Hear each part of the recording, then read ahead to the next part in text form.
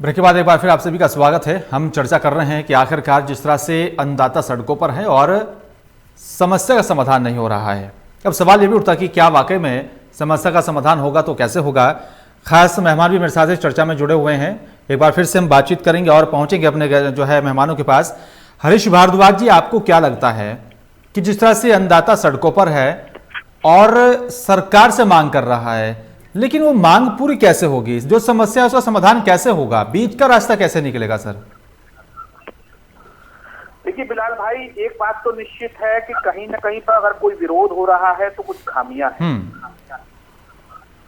और जिस प्रकार से 3 विधेयक सरकार लेकर के आई है, इसमें कृषक उपज व्यापार और वाणिज्य संवर्धन विधेयक है 2020 है, उसके अतिरिक्त एक दूसरा कृषक सशक्तिकरण को लेकर के एक विधेयक आया है, और तीसरे विधेयक में आवश्यक वस्तु संशोधन अधिनियम का है कि जिसमें कि जो आवश्यक वस्तुआं थी, जिसमें अनाज, दलहन, तिल, खाद तेल, आलू, प्याज, इनको आवश्यक वस्तुओं की सूची से हटाने का सरकार ने प्रावधान इन विधेयकों में किया है। साथ ही साथ जो सरकार ने जो ये चाहती है कि बीच की जो मंडियां हैं, उनका सरकार का मानना है कि जो मंडियों के माध्यम से जो किसान एक बंधा हुआ है मंडियों में बेचने के लिए, उसको एक खुली छूट दे दी जाए। और साथ ही साथ तीसरा एक विधेयक और है जिसमें कि एक फ्रेमवर्क को तैयार करने की बात की गई है, जिसमें जो किसान हैं वो बिजनेस फर्मों, प्रोसेसरों और थोक विक्रेताओं, बड़े खुदरा बाजार के व्यापारियों के साथ, निर्यातकों के साथ जुड़ने की बात कही गई है। बिल्कुल।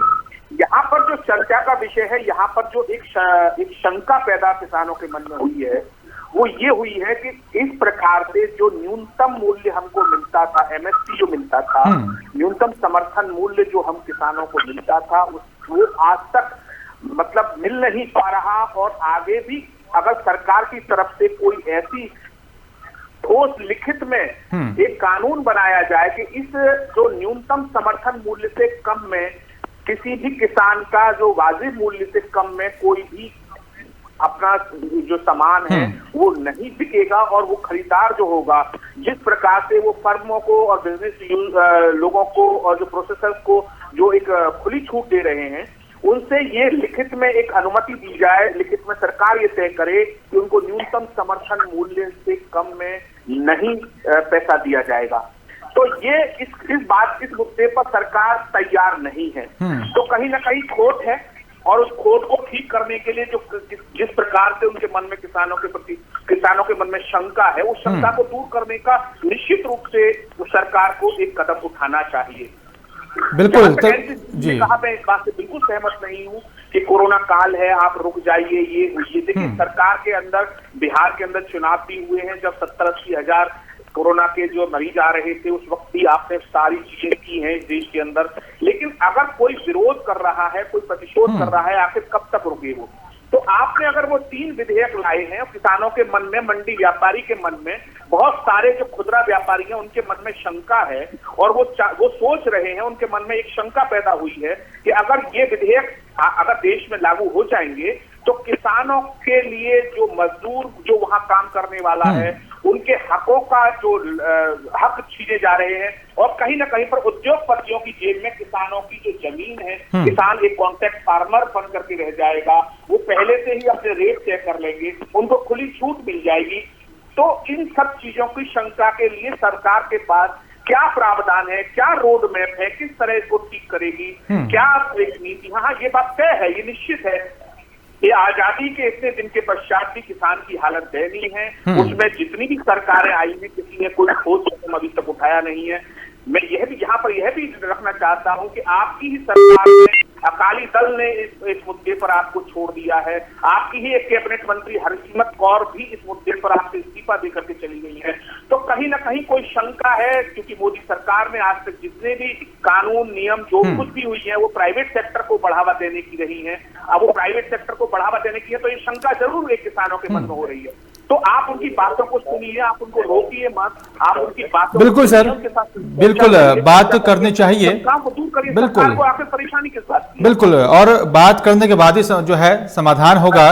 एनपी सिंह जी, एक सवाल और यही है किसान संगठनों का कि न्यूनतम समर्थन मूल्य को यहां पर सरकार लागू क्यों नहीं करती? उससे क्यों बच रही है सरकार? देखिए, सरकार किसी चीज से नहीं बच रही है। सरकार सभी समस्याओं के समाधान के लिए किसान के साथ है, किसानों की बात सुनने के लिए तैयार है। लेकिन वही मैंने पहले भी कहा था, मैं अभी भी कह रहा हूँ, दिल्ली के अंदर कोरोना की स्थिति बहुत ज्यादा विकट है। रोज हजारों की संख्या में लोग कोरोना की चपेट में आ रहे हैं, सैकड़ों की संख्या में लोग मारे जा रहे हैं। तो ऐसी स्थिति में किसान को अपनी बात रखने के लिए हम खुद किसानों के पास जाएंगे, हम उनकी बात सुनेंगे, जिन जो मुद्दे हैं, जो पॉइंट्स हैं, उन पर चर्चा की जाएगी। किसानों की सरकार है, ऐसा नहीं है कि किसानों की बात नहीं सुनी जाती है। सरकार ही किसानों की है, किसानों ने ही बनाई है। और किसान के लिए पूरी तरह से हमारे प्रधानमंत्री जी, हमारे कृषि मंत्री जी, सभी लोग पूरी तरह से किसानों के साथ खड़े हैं और सारी समस्याओं का समाधान प्रधानमंत्री जी और पूरी टीम के साथ मिलकर, किसानों की बात सुनकर समस्या का समाधान किया जाए। ठीक है सर। ठाकुर कृष्णपाल जी, अब तो समस्या का समाधान हो जाएगा, क्योंकि जिस तरह से एनपी सिंह जी भी कह रहे हैं कि आराम से संगठन से बात की जाएगी, जो भी किसान संगठन है, जो भी शीर्ष नेतृत्व यहाँ पर करते हैं, और समस्या का समाधान हो पाएगा, क्योंकि केंद्र की सरकार किसानों के साथ खड़ी है। सर मलिक साहब, मैं बिल्कुल अपने भाई सिंह साहब की, एनपी सिंह जी की बात से और हमारे भाई जो विश्लेषण कर रहे थे विशेषज्ञ, तो मैं उनकी बातों से पूरा सहमत हूँ। मैं आपको बताता हूँ, देखिए, ये दिल्ली कूद के नहीं आगे, पंजाब से पैदल और रास्ता काट के हरियाणा आए।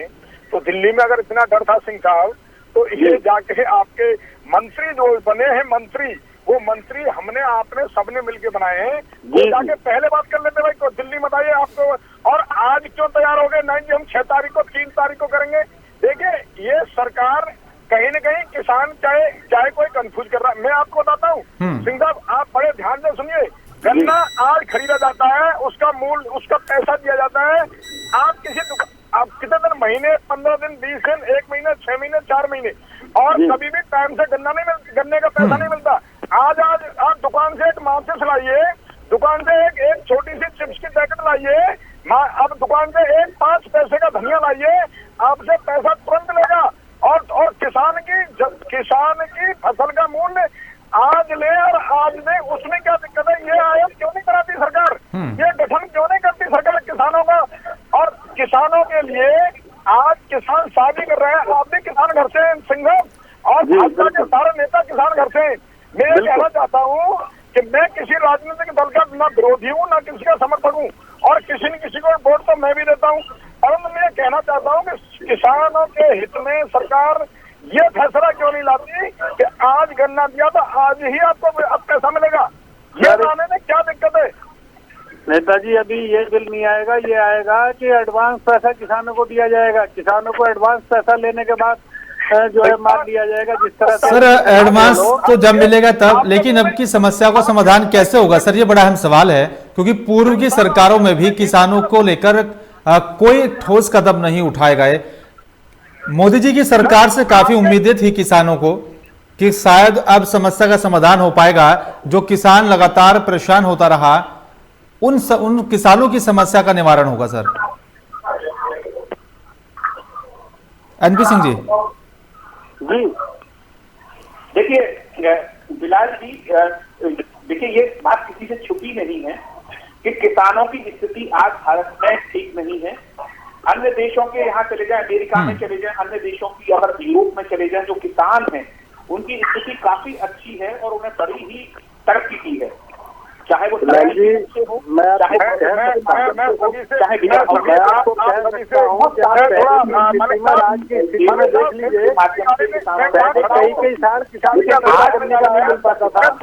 एक विचार मेरा और है, मैं आपको रख देता हूँ, फिर आप करते रहना, क्योंकि मैं थोड़ा, मेरे यहाँ गाड़ी में अंधेरा होता जा रहा है। मैं आपको एक मिनट मुझे दीजिए। ठीक है कृष्णपाल जी। हमारे सभी लोग, आपके दर्शक और सभी आपके लोग सुनेंगे। मैं ये चाहता हूँ किसानों को कोई माफी नहीं चाहिए, कोई भी ऐसा नहीं चाहिए किसानों के लिए। आप उनको उनकी जो उपजाऊ, देखिए मैं आपको बताता हूँ, आपके सारे लोग बैठे आज से 55 साल पहले, आज से 55 साल में आज तक जो है 25 गुना बढ़ा है उपजाऊ जो फसल उगाता है किसान। और राजनेता का बढ़ा 400 गुना, और जो सरकारी कर्मचारी हैं उनकी 250 गुना तनख्वाह बढ़ गई है। 25 गुना फसल का आज से आप 55 साल पहले का रेट लगा लीजिए। और बल्कि एक पिछले सप्ताह में बताया मैं 25 गुना बता रहा हूँ। तो किसान की स्थिति कब सुधरेगी सिंह साहब, ये तो बता दें। मलिक साहब, आपके न्यूज चैनल के द्वारा मैं पूछना चाहता हूँ, किसान कब आएगा इस लेवल में? जो राजनेता और सरकारी कर्मचारी उस लेवल में पहुंच गए, किसान बेचारा कब आएगा इस लेवल में, कोई बताएगा? बात बिल्कुल ठीक कह रहे हैं। पहले की स्थिति से काफी चेंज हो रही है धीरे धीरे। और प्रधानमंत्री जी ने पहले भी आपको कहा था, सुना होगा आपने, 2022 में उन्होंने कहा था डबल इनकम किसान की हो जाएगी। प्रधानमंत्री जी कह चुके हैं और 2 साल बाकी है 2022 में। तो मुझे लगता है जी देखिए, मैं ये कहना चाहता हूँ, पहले 5 साल, फिर 5 साल आगे, अगली मेरी बड़ी ध्यान से सुनना। ये सरकार किसानों की सरकार है, किसानों ने बनाई थी। लोग इसे राजनीतिक कहते हैं, पैसे वाले, ये वो। मैं कहता हूँ किसानों ने चेंज किया है। भाजपा आज की बनी हुई नहीं है, भाजपा कई सालों से, सैकड़ों सालों, 50 सालों से बनी है। परंतु उसके बाद भाजपा को लाने वाला किसान और गरीब और मजदूर और गांव के लोग हैं। और भाजपा से बड़ी इच्छाएं थी, बहुत ही इच्छा थी किसानों को कि किसान आयोग बनेगा, कोई एक्ट बनेगी तो किसान एक्ट बनेगी पहले। अरे जाति धर्म में बांटने के बजाय आप किसान एक्ट बनाइए, किसान आयोग बनाइए, स्वामीनाथन रिपोर्ट लागू करिए ना। किसान अपनी गेहूं का मूल्य खुद नहीं रख सकता। आप अगर कोई पेन बना रहे हैं तो वो उसका मूल्य रखता है, कोई मांस बना रहा है अपने मूल्य रखता है, कोई डब्बा बना रहा है वो अपना मूल्य रखता है, और किसान अपनी चीजों को लेके घूमता है। और मैं मंडियों की हालत बता दूं आपको, मंडी में अगर सरकारी जो रेट निकलता है, उसके बाद क्या करते हैं मंडी में दलाल बोलते हैं उनको, दलाल जो बिचौलिए होते हैं वो क्या करते हैं, 3 दिन किसान को खड़ा कर देते हैं और चौथे दिन किसान मजबूर होके उसको उस रेट में देता है जो रेट सरकार ने नहीं दिया, उससे कम रेट में देता है। मजबूर होकर देता है कि 4 दिन हो गए उसे मंडी में रोटी और रोड में पड़े। ठीक है कमलपाल जी, अब एनपी सिंह जी से जवाब ले लेते हैं। जी एनपी सिंह जी। बिल्कुल आप ठीक कह रहे हैं। किसान की हालत में आप पहले देख सकते हैं, आप 55 साल की आपने बात की है, 55 साल में बहुत बार सरकारें बदली हैं, कभी किसी की रही है, कभी किसी की रही है, लेकिन भारतीय जनता पार्टी की सरकार जब भी रही है तभी किसानों के साथ खड़ी रही है और आज भी किसानों के साथ खड़ी है। किसानों की हर समस्या का समाधान करने के लिए सरकार तैयार है। आप कह सकते हैं कि जो कानून बना है किसानों के हित के लिए बनाया गया है, अभी उसको समझ पाने में कहीं ना कहीं दिक्कत आ रही है लोगों को कि इसका विरोध किया जा रहा है। ये आज भी हमारी सरकार किसान के हित के लिए इस कानून को लेकर आ रही है, लेकिन इसको समझने में दिक्कत आ रही है। इसको पूरी तरह से अगर किसान समझ पाएंगे और उसको पालन किया जाएगा तो मैं समझता हूँ किसान की स्थिति और ज्यादा मजबूत होगी और किसान अपने आप को अच्छा महसूस करेगा। बिल्कुल। हरीश भारद्वाज जी, किसानों के 6 दिन कब आएंगे सर? देखिए, बड़ी त्रासदी है देश की।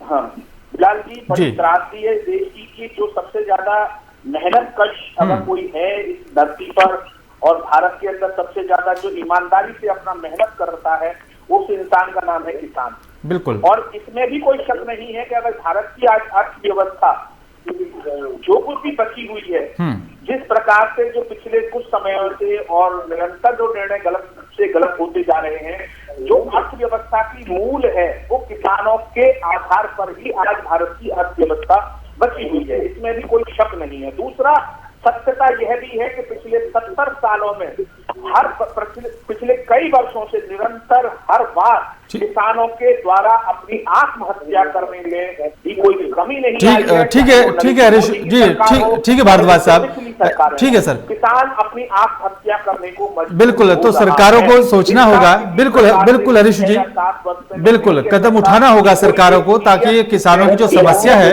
उसका समाधान हो पाए। बड़ी समस्या है जो ये आंदोलन चल रहा है उसका ये मानना। ठीक है सर। हरीश भारद्वाज जी, वक्त मेरे पास कम है, माफी चाहूंगा मैं। ठीक है भारद्वाज जी, ठीक है सर, काला बाजारी को बढ़ावा, ठीक है, इसको खत्म करना होगा, किसानों की समस्या को समाधान करना होगा। NP Singh ji, final comment में आपसे चाहूंगा। ठीक है सर, भारद्वाज जी लौटूंगा मैं आपके पास।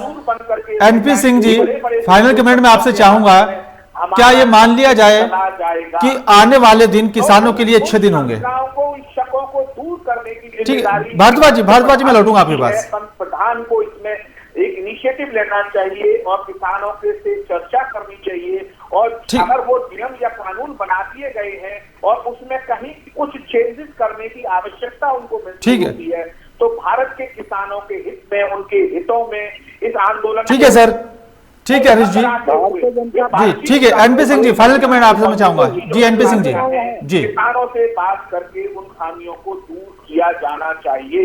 लोकतांत्रिक परंपरा। जी सर आप बोलिए। एनपी सिंह जी अपनी बात पूरी कीजिए।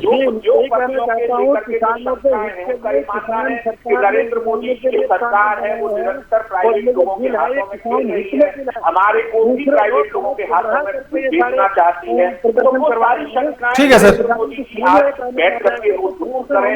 इसी प्रकार से कोई न कोई एक रास्ता निकले। ठीक है सर, अब देखना ये होगा कि सरकार कब तक किसानों की समस्या का समाधान करेगी और किस तरह से वार्तालाप किसानों से होगी ताकि किसानों की समस्या का समाधान हो पाए। शुक्रिया आप तीनों मेहमानों का इस खास चर्चा में शामिल होने के लिए, विस्तार से बातचीत करने के लिए। लेकिन देखना यही होगा कि जो किसान, जो अन्नदाता देश के लिए अनाज उगा रहा है, अन्न उगा रहा है, लेकिन वही किसान आज सड़कों पर है। क्यों है?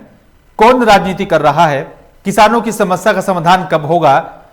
लगातार केंद्र की नरेंद्र मोदी सरकार किसान हितैषी होने का दावा कर रही है, लेकिन किसानों की समस्याओं का समाधान करने को लेकर सरकार वार्तालाप करने को आगे नहीं बढ़ रही। अब देखना यह भी होगा कि किसानों की समस्याओं को लेकर क्या कुछ कदम उठाया जाता है और जो नया कृषि बिल है जिसको लेकर विरोध प्रदर्शन हो रहा है उसको लेकर किस तरह से जो किसान संगठन है, जो नेतृत्व कर रहे हैं किसान संगठनों का, उनसे कब बात होगी, कैसे बीच का रास्ता निकलेगा और जो समस्या है उसका समाधान कब होगा, यह बड़ा अहम सवाल है। फिलहाल मेरे साथ सिर्फ इतना ही। नमस्कार।